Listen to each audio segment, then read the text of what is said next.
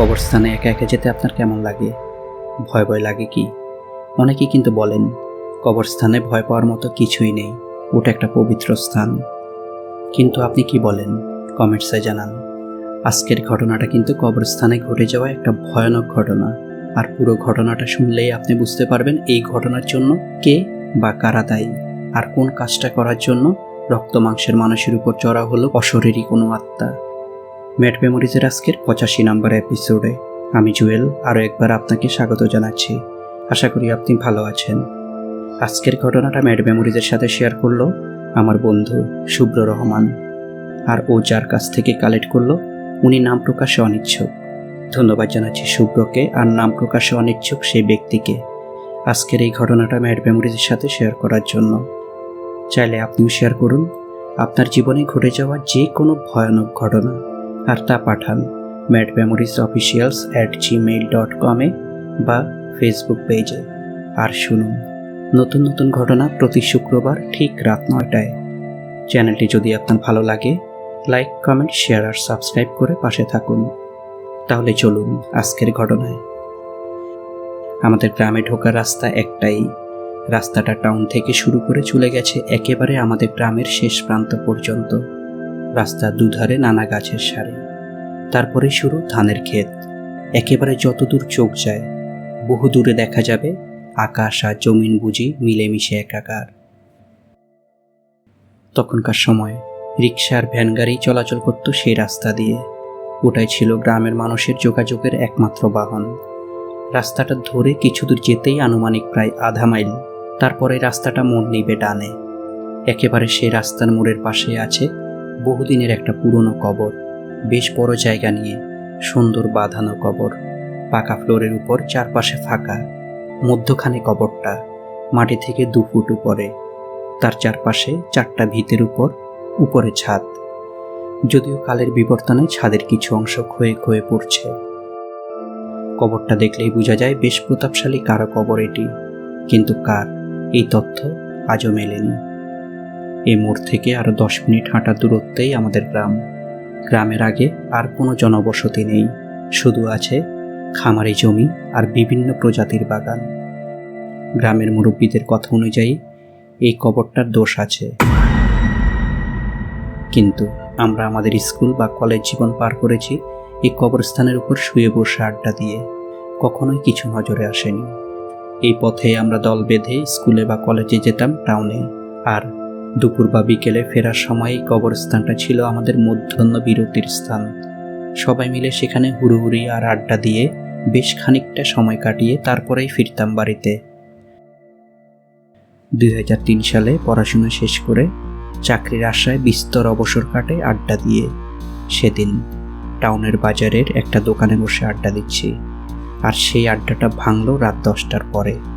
তারপর যখন বাড়ির উদ্দেশ্যে দোকানের মধ্য থেকে বের হয়ে বাইরে এসে দাঁড়াই, দেখলাম আকাশটা পুরো মেঘে ছেয়ে আছে, বৃষ্টি নামবে যে কোনো সময়। কোনো রিক্সা বা ভ্যান আশেপাশে দেখলাম না। আগত্যা হাঁটা শুরু করলাম। চলার পথে কোনো রিক্সা বা ভ্যান পেলেই উঠে পড়ব এই আশায়। চারপাশ মিশকালো অন্ধকার, ঘন ঘন বিদ্যুৎ চমকাচ্ছে। বিস্তীর্ণ ক্ষেতের সেই দূরে, যেখানে আকাশ ও মাটি মিলেমিশে আছে, সেখানে যেন বিজলিটা আকাশ আর মাটিতে মিশে একসাথে খেলা করছে। রাস্তার দুপাশের গাছের পাতার মধ্য দিয়ে বয়ে যাচ্ছে শোষো বাতাস, কেমন যেন শরীরটায় হালকা শীতের কামড় দিয়ে যাচ্ছে।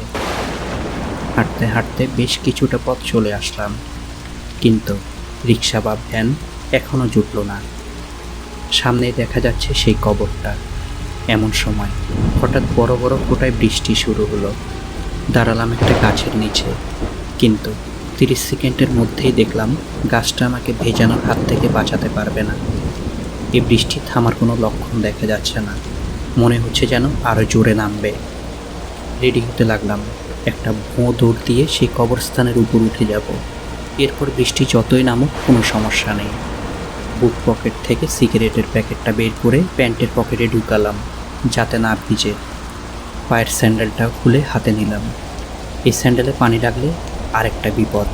হাঁটতে গেলে খসখস শব্দ আর পিছলে যাওয়ার ভয়।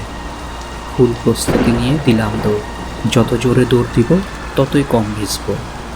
এই চিন্তায় সেই পুরনো কবরস্থানটা লক্ষ্য করে দিলাম দৌড়। দৌড়ে সেই কবরের কাছাকাছি আসতেই হঠাৎ কিছু একটার সাথে ধাক্কা খেয়ে ছিটকে পড়তে পড়তে গিয়ে পড়লাম কবরস্থানের সিঁড়ির উপর।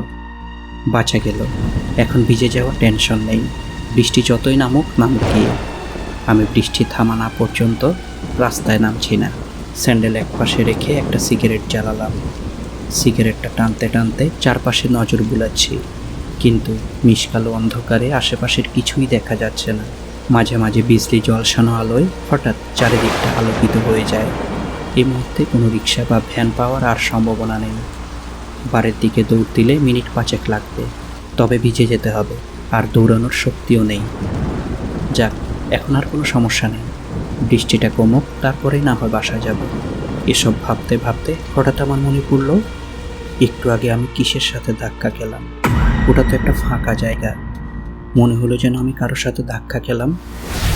হঠাৎ কেমন যেন সেই বৃষ্টি ভেজা ঠান্ডায় আমার শরীরের ভেতর ঘাম দিতে শুরু করলো। আমি কি কারো শরীরের সাথে ধাক্কা খেলাম? কার সাথে? তাকালাম কবরটার দিকে। কেমন যেন শীতল, নীরব, শুনশান কবরটা। হঠাৎ আমার চিন্তায় ছেদ পড়ল। অনেকক্ষণ আটকে রেখেছিলাম প্রস্রাব, এখন না করলেই নয়। তলপেট একেবারে ফুলে আছে। একটা মোক্ষম জায়গা খুঁজতে লাগলাম, যেন না ভিজে কাজটা সম্পূর্ণ করা যায়।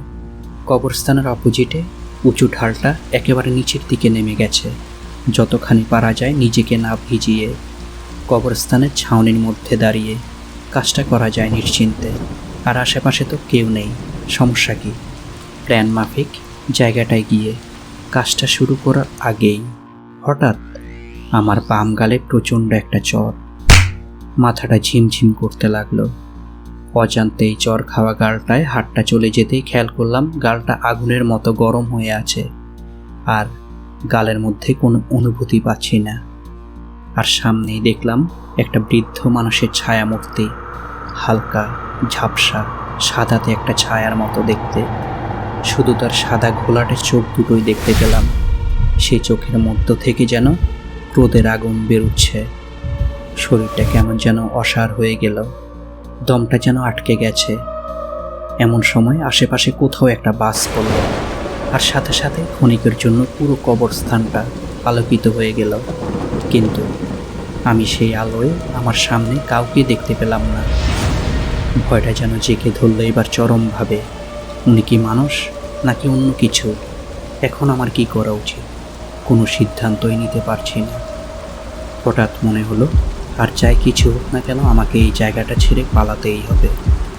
দিলাম দৌড় সামনে ক্ষেতের দিকে। ক্ষেতের পাশ দিয়ে কিছু দূর দৌড়ে তারপর রাস্তায় উঠলাম। সে রাতে বাসায় ফিরে আর ঘুমোতে পারিনি। বারবার সেই ছায়া মূর্তিটা যেন চোখের সামনে ভেসে উঠছে। তারপর বেশ কিছুদিন সেই রাস্তাটা দিয়ে একা একা হাঁটতাম না। পরবর্তীতে অবশ্যই আস্তে আস্তে ঠিক হয়ে যায়। এরপর থেকে আমি কিন্তু বিশ্বাস করি ওখানে কিছু একটা আছে, তবে জানি না উনি কে। যিনি মারা গেছেন উনি, নাকি কেউ এই প্রাচীন কবরটা এখনো পাহারা দিয়ে যাচ্ছেন। আর সেই চরটার জন্য আমার কোনো আফসোস নেই, ওটা আমার প্রাপ্য ছিল। আজকের ঘটনা এটুকুই। কেমন লাগলো কমেন্টসে জানান। ভালো লাগলে লাইক আর শেয়ার করে দিন। সময়টা ভালো কাটুক আপনার, সুন্দর হোক আজও আগামী। শেষ করছি আজকের এপিসোড। ভালো থাকুন, সুস্থ থাকুন। ধন্যবাদ।